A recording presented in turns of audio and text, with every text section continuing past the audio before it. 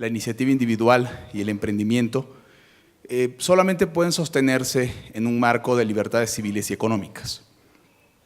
También hemos visto que a lo largo de la historia países ya desarrollados han abandonado esas libertades y han visto menguar su bienestar y han visto detenerse su desarrollo. De ahí la importancia del tema de esta cuarta mesa, que son las libertades como afianzamiento del desarrollo. Me da entonces mucho gusto presentarles para la primera exposición al doctor Manuel Molano.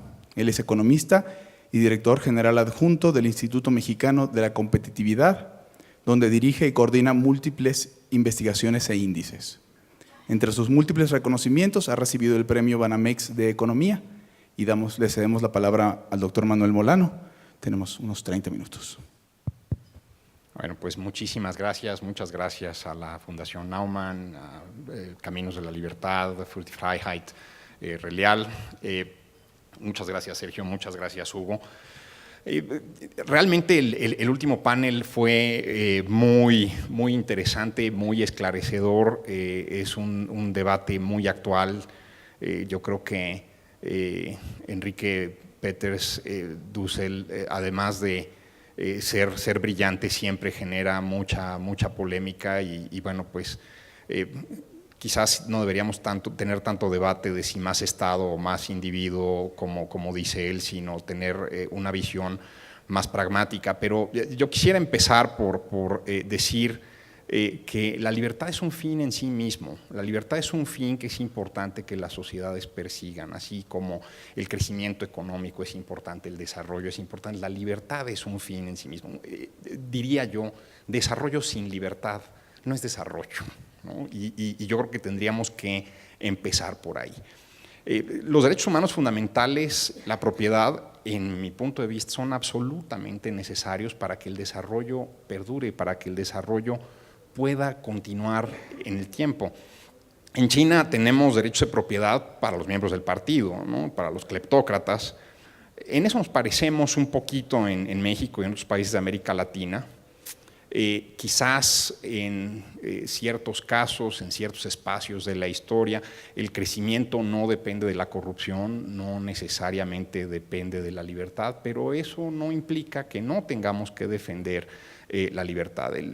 Y cuando se destruyen de la manera más abyecta las libertades, es cuando el Estado es capturado para favorecer a unos poquitos. No importa si son políticos o si son empresarios o si son intelectuales, capturar al Estado es torcer las reglas a tu favor y es algo que en definitiva tenemos que castigar. Esa es la peor de las corrupciones. Dicen mis amigos brasileños que les gusta planear, que el que no planea es porque planea fracasar. Y quizás es cierto, pero el chiste está en planear sobre cosas en las que podemos tener un control. Cuando las naciones tienen un ímpetu autoritario continuado, su desarrollo económico se da en oleadas que no son constantes. Cuando los países protegen libertades, cuando los países cuidan a los individuos, tienen trayectorias de desarrollo, de crecimiento, de felicidad, que son mucho más estables en el tiempo. Y por eso yo me permitiría algunas preguntas que nos permitirían imaginar un mejor futuro, no solamente con desarrollo, sino con libertad, ¿no? ¿Qué tal si me dieran una acción de Pemex y yo con ese activo pudiera financiar mi pyme o pudiera yo venderlo o pudiera hacer lo que se me diera la gana, ¿no? Probablemente creo que todos seríamos mucho más felices si ese pudiera ser el desenlace económico. Probablemente los dueños accionistas de Pemex en los hechos pues son un puñado de personas que son los que tienen control de esa empresa. Probablemente el Estado no tendría que gastar tanto en estar patrocinando todo tipo de fondos y todo tipo de apoyos pues, para que esas pymes tengan algún tipo de garantía que les permita acceder a los mercados de crédito. ¿Qué ocurriría si un área natural protegida se hace rentable de manera sustentable y repartimos el beneficio en quienes invierten en ella, en quienes la cuidan, ¿no? Yo creo que ahí son casos en donde la libertad puede ayudar muy bien al crecimiento, a un crecimiento perdurable. ¿Qué tal si el Estado no me obliga a ahorrar para el retiro en instrumentos que financian a las empresas ineficientes del propio Estado? ¿Qué tal si me permitieran ahorrar en lo que se me diera la gana? Invertir en lo que se me dé la gana y asumir los costos de si quiero ser pobre en la vejez o si decido ser pobre en la vejez, asumir los costos de ser pobre en la vejez. ¿Por qué las leyes bajo estos esquemas de captura del Estado son para unos y no para otros? No pagar impuestos en México hoy te pone en la cárcel, pero si te los robas, sales con fianza. Cuando vemos a los políticos, cuando vemos a los poderosos, normalmente, ¿qué les pedimos? ¿Qué hace el mexicano que tiene picaporte y que puede hacer la antesala? Pues le pide subsidios, le pide alcabalas, le pide exclusividades, le pide protecciones, y ahí es cuando nos capturan. Ahí es cuando nos volvemos esclavos de esta clase que tiene controlado al Estado. Mejor pidámosles libertades. Mejor pidamos libertad de propiedad, pidamos libertad de empresa, libertad de vida, libertad de movernos como queramos, ¿no? Pidámosles que defiendan nuestros derechos. Yo creo que de nuestra pobreza nos podemos hacer cargo cada uno de nosotros solitos. No los necesitamos a ellos, no necesitamos al Estado para que nos resuelva problemas de pobreza. Y realmente es intrigante el nombre de este foro, Desarrollo y Libertad en Naciones Emergentes, porque yo creo que no es exclusivo de las naciones emergentes. A la mayor parte de los estados les importa muy poco la libertad individual, no solamente a los emergentes. Renunciamos a muchos derechos individuales porque nos han convencido desde que somos muy chiquitos, que lo hacemos para contribuir a algo que es más grande que nosotros. Y es una gran falacia de agregación. El Estado no es más grande que cada uno de nosotros. Sin nosotros, el Estado no es absolutamente nada. Y el Estado que disminuye al individuo está condenado a la irrelevancia, está condenado a convertirse en eso, en nada. Entonces, bueno, yo ahí dejaría mis comentarios. Me da mucho gusto que todavía haya algunos liberales en México que podamos tener estas discusiones. Creo que es importante que podamos convencer a otros en México, en América Latina y en todo el hemisferio que el liberalismo es una filosofía interesante, importante y que vale la pena seguirla, ¿no? Tampoco tratemos de imponerle el liberalismo a los demás, pero sí creo que los llamaría yo a salir de aquí y ser muy elocuentes en convencer a otros que lo que importan son las libertades. Todo lo demás viene en consecuencia. Muchas gracias.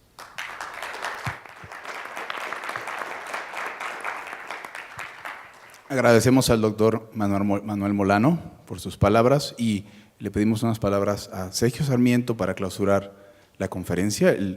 Sergio Sarmiento es presidente de Caminos de la Libertad, organización coorganizadora de este evento y uno de los periodistas más reconocidos e influyentes del país. Cuenta en su haber con múltiples reconocimientos académicos y diplomáticos. Le damos la palabra para unas palabras. Gracias. En primer lugar, gracias a todos por estar aquí. Quienes creemos en la idea de la libertad somos pocos, somos una minoría, estamos condenados a ser una minoría y eso me parece que no debería desanimarnos, al contrario, debería volvernos todavía más entusiastas en lo que hacemos. De hecho, nos dice Manuel Molano que por supuesto no salgamos de aquí a tratar de imponerle el liberalismo a nadie. Estoy completamente de acuerdo. De hecho, yo siempre he dicho, sobre la base de un ensayo que en alguna ocasión participó en los concursos de Caminos de la Libertad, que yo he aprendido a creer en la libertad, pero cada vez desconfío más de los liberales y creo que tengo muy buenas razones para hacerlo. Es un orgullo, en primer lugar, estar aquí, es un orgullo participar de una manera u otra. En ese sentido, pues sí quiero rendirle un homenaje a Berta Pantoja, que es quien hace todo el esfuerzo. A veces digo que yo soy la cara pública, pero en realidad alguien tiene que hacer el trabajo, de manera que pues rindo este homenaje a Berta Pantoja por el trabajo que hace Caminos de la Libertad. Hemos colaborado con mucha frecuencia con Relial y con la Friedrich Naumann, la Fundación Friedrich Naumann por la Libertad. ¿Por qué? Porque estamos convencidos de que este camino de unir nuestros esfuerzos, no de imponer nuestro concepto de libertad, sino de promover una mayor discusión sobre la libertad, es el camino adecuado para realmente construir pues un mundo no solamente más próspero, sino también un mundo más libre. Esto me parece a mí que es absolutamente indispensable. Ya nos decía Manuel Molano que la libertad es un fin en sí mismo, y sí lo es. La libertad no nos hace necesariamente, a lo mejor nos hace más prósperos, y yo creo que hay razones prácticas para pensar que nos hace más prósperos. Los estudios que se han realizado a lo largo de décadas demuestran que las naciones con mayores índices de libertad, en términos generales, tienen un mejor desempeño económico.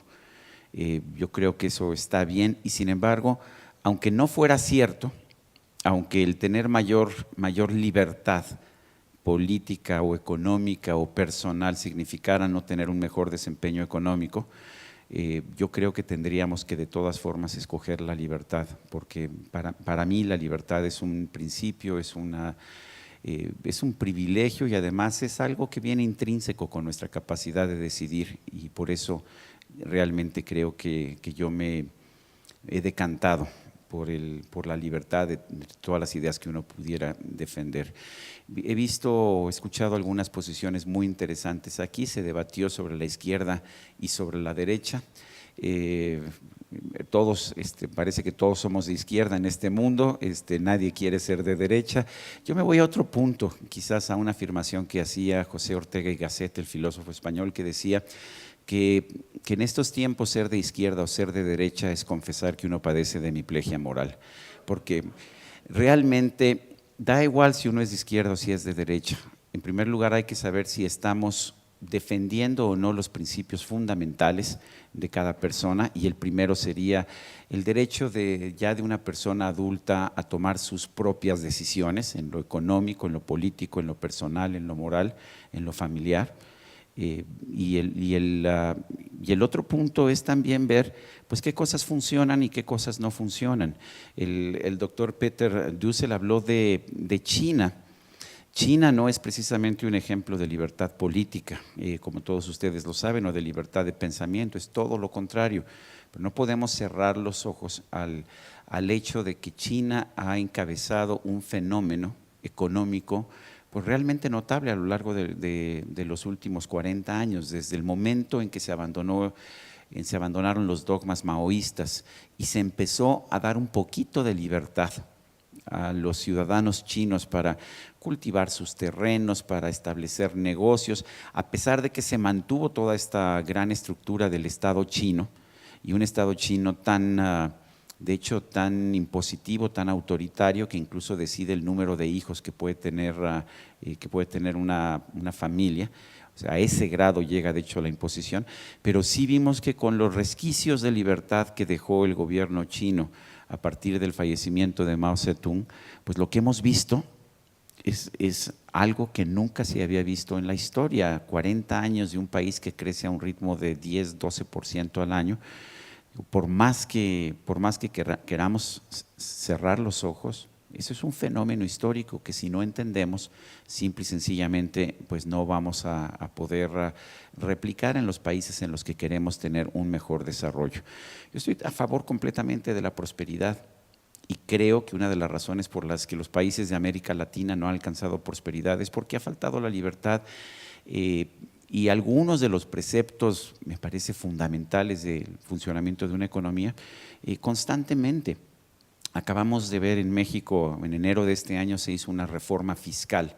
Mucho tiempo la gente me dice, ¿cómo es que te pasas 10 años pidiendo una reforma fiscal y cuando viene la reforma fiscal empiezas a cuestionarla todo el tiempo? Bueno, pues porque no es una reforma fiscal que realmente mejore las cosas, es una reforma fiscal que nos regresa a los tiempos del pasado con excepciones, con tratos diferenciados que al final tienen consecuencias negativas. Vemos así que se impone un impuesto a los gorditos, el impuesto a los alimentos con alto contenido calórico, si no mal recuerdo, aquellos alimentos que tengan más de 240 kilocalorías por cada 100 gramos tienen que tener un impuesto de 8%. Ya saben ustedes que los políticos resuelven todo con impuestos. Bueno, se establece eso, se establece la regla y después resulta que alguien se pone a hacer las cuentas y dice, bueno, pues esto nos coloca a la tortilla, el alimento básico de sobre todo las clases populares mexicanas dentro de esta categoría, nos coloca el pan blanco, nos coloca el pan integral, nos coloca el pan dulce y nos coloca toda una serie de productos. Y entonces alguien se acuerda, pues yo nada más quería golpear a la Coca-Cola, entonces, ¿qué hago? Pues entonces empiezo a establecer excepciones. Y después llegan los perredistas y dicen, oye, está muy bien que quieras golpear a la Coca-Cola y a la Pepsi, pero resulta que los señores de la Cooperativa Pascual me han ayudado a lo largo de mucho tiempo y a esos hay que protegerlos. Bueno, por supuesto, si el impuesto se hubiera establecido diciendo que los productos, o sea, los refrescos están gravados con este impuesto especial, excepto los que fabrique la Cooperativa Pascual, pues cualquier tribunal lo hubiera echado para atrás. Entonces, ¿qué hacen? Bueno, pues se los cobro a todos, pero te creo un subsidio para apoyar a los de Pascual. Bueno, así está hecha la reforma fiscal. Esto es solamente un ejemplo, he escrito mucho sobre el tema y alguien me dijo en alguna ocasión, ya no nos aburres con tus críticas a la reforma fiscal, pero es un ejemplo de cómo nosotros mismos estamos destruyendo la prosperidad que podíamos tener. Y no solamente somos nosotros. Hoy se está presentando en la Organización de las Naciones Unidas una propuesta de un nuevo impuesto a las emisiones de carbono. En principio me parece bien. Podemos decir esto ayuda para limitar el calentamiento global, pero entonces pues uno tiene que hacer las preguntas, como le pregunté yo al subsecretario de Ingresos del Gobierno Federal cuando dijo que se estaba imponiendo un impuesto a los gorditos porque esto iba a ayudar a reducir la obesidad en nuestro país, y le dije, me parece muy bien, ¿en qué porcentaje van a reducir la obesidad en 1 año, 5 años y 10 años? Y se molestó el señor porque dijo que me estaba yo burlando de él, el subsecretario, porque dijo que es que lo que me respondió, que me pareció muy lógico, la obesidad y el sobrepeso son problemas multifactoriales. Y entonces mi pregunta es, entonces, ¿por qué se atacan con un impuesto? Y lo mismo hago la pregunta hoy del impuesto que se está proponiendo ante la Asamblea General de las Naciones Unidas, que llega con el apoyo del Banco Mundial, 73 gobiernos, incluido el de Alemania, y que lo que quieren es poner un impuesto a las emisiones de carbono. Bueno, me parece muy bien. ¿Cuánto van a reducir el calentamiento global? 0. Eso lo saben ellos, saben que va a ser 0. Pero yo ya me he dado cuenta que los políticos prefieren adoptar soluciones, y ahí sí generalizo, perdón, porque hay un incentivo perverso, prefieren asumir soluciones que a lo mejor no funcionan, pero que sí les dejan más dinero a sus bolsillos o a sus programas de gasto. Eso es lo que estamos viendo. ¿Por qué esta digresión? Un poco para decir también que hay algo que tenemos que aprender de China y de un personaje como Deng Xiaoping, que cambió finalmente de una forma muy china y muy confuciana. Decidió, vamos a continuar con el culto a Mao, pero vamos a destruir absolutamente su teoría económica, y en particular vamos a establecer un sistema en el que no me importa, como dicen que dijo Deng Xiaoping, yo sé que no lo dijo, pero como ya es una de esas citas que está en todos los libros, ya la voy a usar, no importa si la ratonera es de derecha o de izquierda, lo que importa es que atrape al ratón, así de sencillo. ¿Qué necesitamos? Prosperidad, sí, necesitamos prosperidad. ¿Cómo la podemos construir? Pues con políticas que funcionen. Me parece que debemos aprender de lo que nos decía Ortega y Gasset, olvidémonos de izquierda y derecha y vamos a ver qué funciona y qué no funciona en un determinado caso. Y si algo no funciona, tengamos el valor de decir, ¿sabes qué? Tu impuesto a los gorditos no funciona. O el impuesto que estableciste, si estableces una tasa del impuesto sobre la renta y al día siguiente empiezas a emitir excepciones sobre ese impuesto sobre la renta, es que realmente está mal lo que estás proponiendo. Creo que hay que defender ciertos principios. Uno de ellos es el principio de la libertad individual. ¿Por qué lo defiendo tanto? Porque eso es lo único que tenemos, el que yo pueda decidir si me tomo esta agua o si me tomo algún otro producto o si quiero vivir mi vida de la forma en que yo quiera. Yo no entiendo por qué el Estado deba intervenir en esas decisiones personales. Y yo sí estoy dispuesto pues, a defender ese derecho que tengo yo de tomar mis propias decisiones y no permitirle a un gobierno que siempre dice que sabe más de lo que yo sé, tomar las decisiones, porque además lo que me dice la experiencia es que el gobierno va a tomar decisiones que beneficien a quienes encabezan ese gobierno y no necesariamente que me beneficien a mí como ciudadano. Tenemos como liberales, me parece, retos importantes, tenemos discusiones, tenemos que aceptar el fenómeno de China, con todo su autoritarismo y todo el éxito económico que ha tenido. Tenemos que aceptar que Singapur es uno de los grandes ejemplos económicos del mundo, un país que era 3 veces más pobre que México y hoy es 6 veces más rico que México, y lo hizo no con un régimen político liberal, lo hizo con libertades económicas, pero con un régimen político autoritario.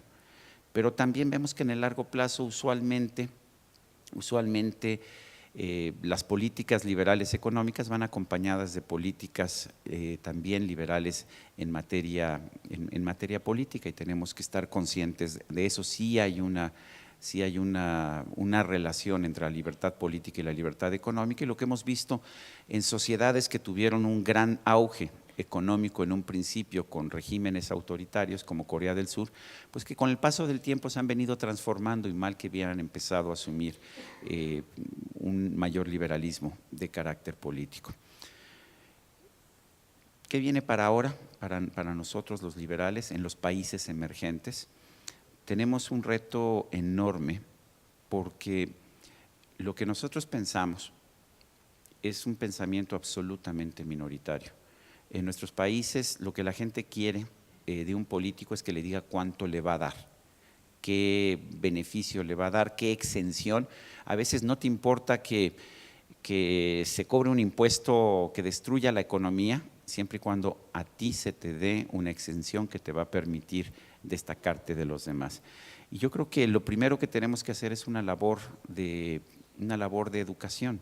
Tenemos que tratar de explicar que en libertad no solamente se puede aspirar a vivir mejor, sino lo que es más importante, por eso la libertad es un fin en sí mismo, por citar a Manuel Molano, porque con la libertad no solamente se vive mejor, sino que se vive con mayor dignidad. Para mí, como presidente de Caminos de la Libertad, es un privilegio, en primer lugar, agradecerles a todos ustedes el que pues, nos hayan dado este tiempo para discutir quizás lo más valioso que todos tenemos, que es nuestra libertad, y lo hago a nombre de Caminos de la Libertad, con el absoluto agradecimiento para la Fundación Friedrich Naumann y Relial, que han hecho posible este encuentro para discutir ideas, que precisamente es lo que todos estamos tratando de hacer. Muchísimas gracias.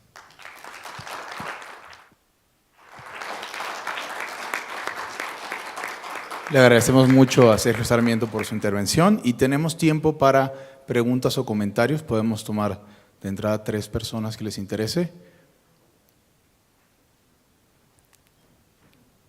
Preguntas, comentarios, por ahí una persona. Sí, buenas tardes. Nada más para ver que el problema de la libertad no será porque todo el mundo ha visto el libertinaje y lo mal que nos trata. Muy bien. ¿Alguien más para poder juntar las respuestas? No. Aquí, una persona aquí adelante. ¿Puedes decir, por favor, de dónde, su nombre y de dónde viene? Nancy Correa, vengo de un jardín de niños Celestino Porte Petit, y mi pregunta es, ¿qué tanto nos puede ayudar la movilidad social para tener libertad en todos los países emergentes? Y por aquí veo otra pregunta. Bueno, tengo 2 preguntas, una ligadas, que la primera es, ¿por qué todo el mundo habla de que una libertad económica va a llevar a una libertad política, pero yo tengo dudas sobre esto y cuáles son ejemplos concretos para enseñar que esto realmente se va a dar en la historia, porque yo no lo veo dándose en los países donde tenemos estos cambios. Y bueno, y la otra pregunta quizás más teórico es que, y bueno, también me considero libertaria dentro de la libertad, pero lo que me cuestiono mucho es, la libertad está bien de una generación, pero cuando ya hay la cuestión de herencia y que la siguiente, los privilegios, alguien tuvo oportunidad, llegó a cierto nivel y luego la riqueza pasa de una generación a otro, ya las oportunidades vuelven no a ser iguales otra vez. Y bueno, esa es una pregunta que es quizás más teórica, pero una duda que tengo. Gracias.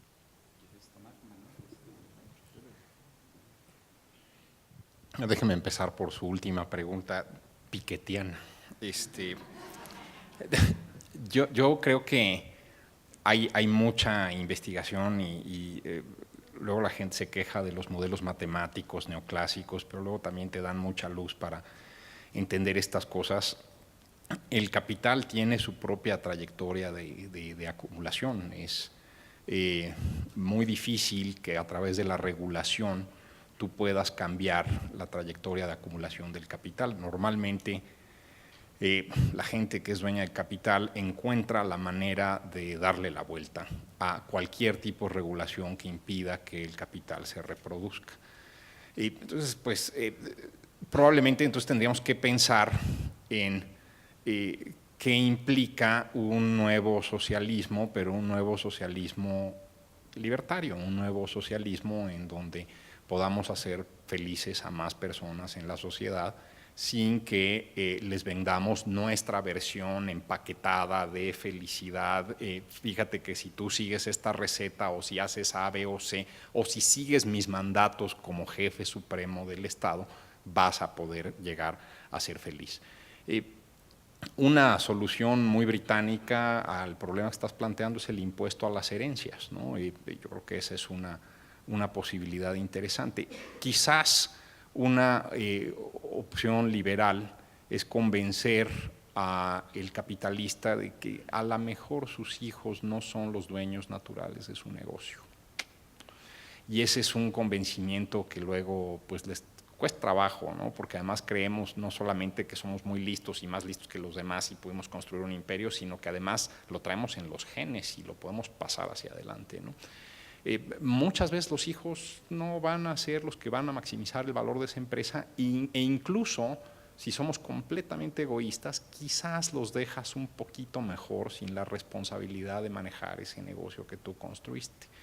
Entonces, creo que la política del Estado tiene que partir de ese convencimiento, ¿no? De que todo lo humano es pasajero, que puedes encontrar maneras para que toda la sociedad sea feliz. Y ahora hay otras circunstancias. A mí en algún momento me cita un industrial mexicano muy poderoso, uno de estos que cuentan sus fortunas con muchos y muchos ceros, para convencerme de que teníamos que proponer desde IMCO una política de salario mínimo. Y yo dije, bueno, pues no estoy de acuerdo. Yo creo que el mercado es un animalito que no se desarrolla bien en jaula y normalmente muerde más feo, ¿no? Cuando lo enjaulas que cuando lo dejas en libertad, ¿no? Y su respuesta me pareció muy intrigante. Me dijo, es que ¿sabes qué? Mi familia vivió la Revolución Mexicana, mi familia vivió las guerras de independencia y me preocupa enormemente que al igual que mis antepasados venga alguien a querer cortarme el cuello. Y yo creo que es algo en lo que hay que pensar, ¿no? También hay libertad para el altruismo, ¿no? Y yo creo que tenemos que convencer a la casta capitalista no de que no acumule capital, que acumular capital es útil para que las sociedades prosperen, sino qué vamos a hacer con eso. Vamos a construir una mejor sociedad, vamos a ayudar a los demás, ¿no? Y bueno, yo dejaría esa ahí y le daría espacio a Sergio.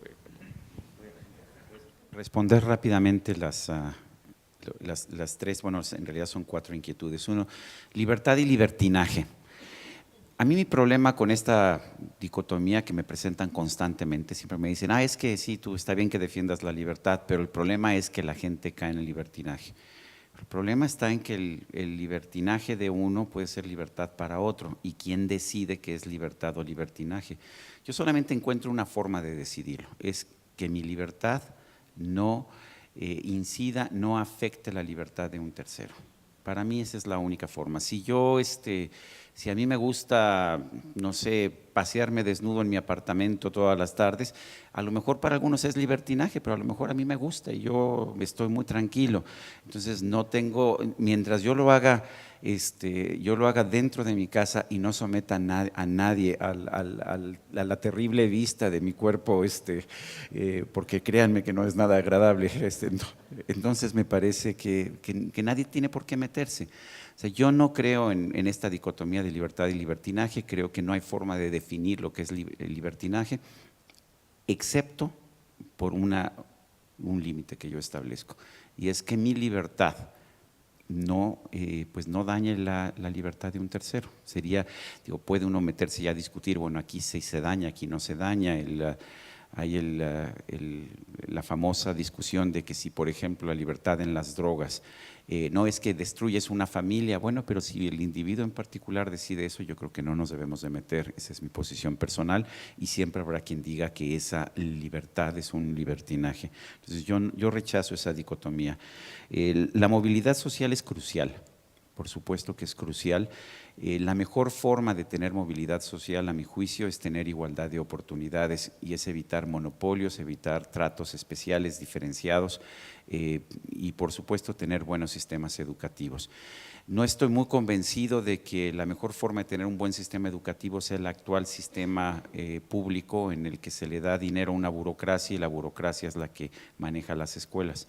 Yo creo que hay sistemas mejores de usar ese dinero, pero en fin, lo que nos dice la historia es que la mejor forma de tener buena movilidad social es a través de un buen sistema educativo al que todo el mundo pueda tener acceso. Yo en lo personal estoy a favor no de tener escuelas públicas sostenidas por el dinero de los contribuyentes, sino dar a los contribuyentes el dinero y que ellos escojan las escuelas a las que quieran llevar a sus hijos. Eso sí te da, de hecho, una verdadera movilidad social.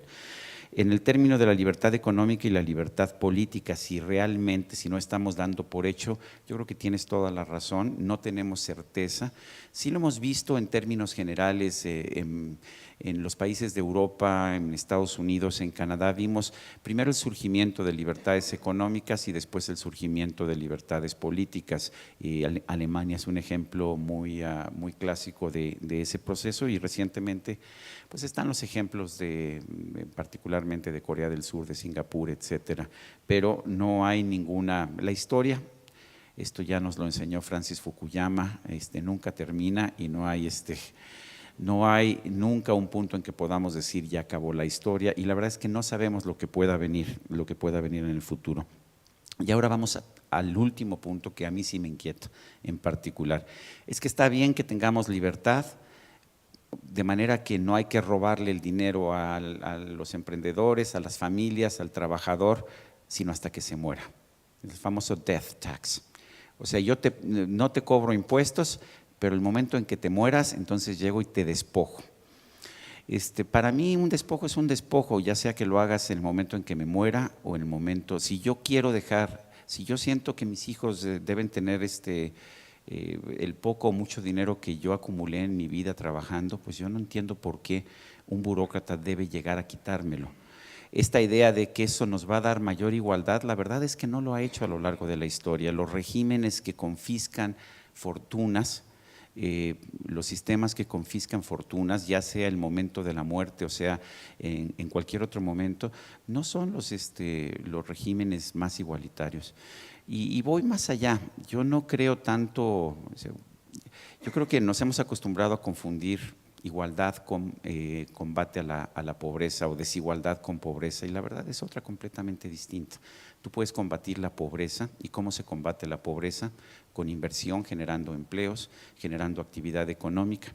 y no necesariamente teniendo al Estado que llegue y que se quede con el dinero, porque lo que nos dice la experiencia es que cuando el gobierno llega y se queda, se apropia, roba dinero que no generó, no va a generar más igualdad, lo único que va a generar es gasto dispendioso y no sé, como decía Thomas Sowell, en el momento en que aplaudes a un Estado que llega y te quite tu dinero, supuestamente para buenas causas o para repartirlo, incluso a quienes te están quitando el dinero, no tendrás derecho a quejarte cuando lleguen y te quiten el dinero a ti también, que estás apoyando esa causa. Lo que nos dice la experiencia con el death tax, por ejemplo, en Estados Unidos se cobra a la muerte y se cobra en efectivo sobre activos, porque si no, pues entonces si tú heredas todo tu dinero, por ejemplo, si los hijos de Slim heredan Teléfonos de México, pues no tienen el dinero en efectivo, pero pues lo que tienen de Teléfonos de México y Telcel vale bastante dinero. Entonces, ¿qué es lo que hace el gobierno de Estados Unidos? Llega y te cobra un impuesto creo que es el 40% o 45%, cuando te mueres te lo cobra en efectivo sobre la base del valor de tus activos. ¿A qué te obliga eso? Pues te obliga a toda una serie de mecanismos, creaciones de fideicomisos, entonces evitas esto a través de fideicomisos, o peor aún, haces una situación en la cual pues las empresas a partir de cierto momento vendes todas tus acciones de las empresas, después otorgas el dinero en vida a tus herederos, pero son criterios que me parece que destruyen riqueza en lugar de generar riqueza. Tenemos dos ejemplos o distintos ejemplos de multimillonarios. Tenemos a un Warren Buffett o a un Bill Gates que dicen que lo que ellos quieren es regalar todo el dinero que han ganado. Tienen todo el derecho del mundo, pero yo estaría mucho más a favor de que utilizaran ese dinero en vez de regalarlo y de estar en causas filantrópicas. Si ese dinero lo pusieran a trabajar con ese genio que han tenido a lo largo de su vida y adiestraran gente que continuara invirtiendo ese dinero, generarían mucha más riqueza y mucha mayor equidad social que la que generas con obras filantrópicas. Tenemos ahora a los herederos que están a cargo de la Fundación Rockefeller, que ayer hicieron el anuncio de que van a vender sus acciones en empresas petroleras, porque la fundación, para que veas que si le das la vuelta, la fundación se crea para darle la vuelta al death tax, al impuesto a las herencias en Estados Unidos. ¿Y cuál es el resultado? A final de cuentas, pues tienes unos señores que tienen todo el derecho del mundo, pero que usan el dinero de su abuelo, que su abuelo construyó en petróleo, para boicotear para la industria petrolera de la cual surge su dinero. Pues hay esas tendencias. Bueno, ellos tienen el derecho de usar el dinero para lo que quieran. Me parece es una estupidez cuando podrían usar ese dinero para invertirlo precisamente en mejorar toda esa industria petrolera, hacerla más eficiente y por supuesto generar menor contaminación. Pero bueno, yo creo que es muy injusto que quien quiera te robe tu dinero. Si tú quieres dárselo al gobierno, si tú piensas que Luis Videgaray va a usar tu dinero mejor que tus hijos, ve y dáselo a Luis Videgaray. Yo te apoyo completamente. Yo pienso que mis hijos son poquito mejores que Luis Videgaray y que le van a dar un mejor uso a ese dinero.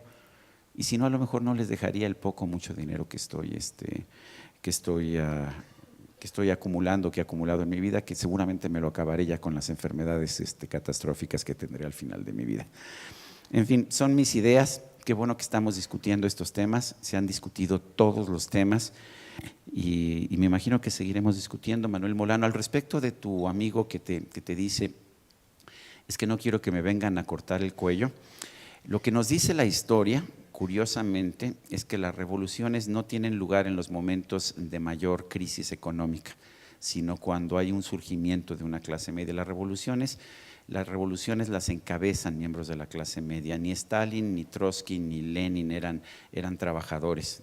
Los trabajadores tienen la ilusión de que les vaya mejor en la vida y por eso no suelen ser comunistas. Por eso todos mis amigos comunistas tienen grandes fortunas y estoy muy orgulloso de ellos. Gracias por todo.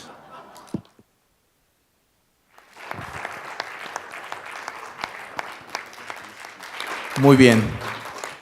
Muchas gracias a los ponentes y con esto damos por cerrada la cuarta mesa del día de hoy con el título Libertades como afianzamiento del desarrollo y ya la conferencia, pero… Sí, así es. Bueno, para finalizar queremos agradecer a los ponentes aquí presentes y a todos aquellos que nos acompañaron a lo largo del día, agradecer la asistencia del público al presente evento y sobre todo a Caminos de la Libertad, a la Fundación Frederick Naumann para la Libertad y la Red Liberal de América Latina. Que tengan muy buena tarde y muchas gracias.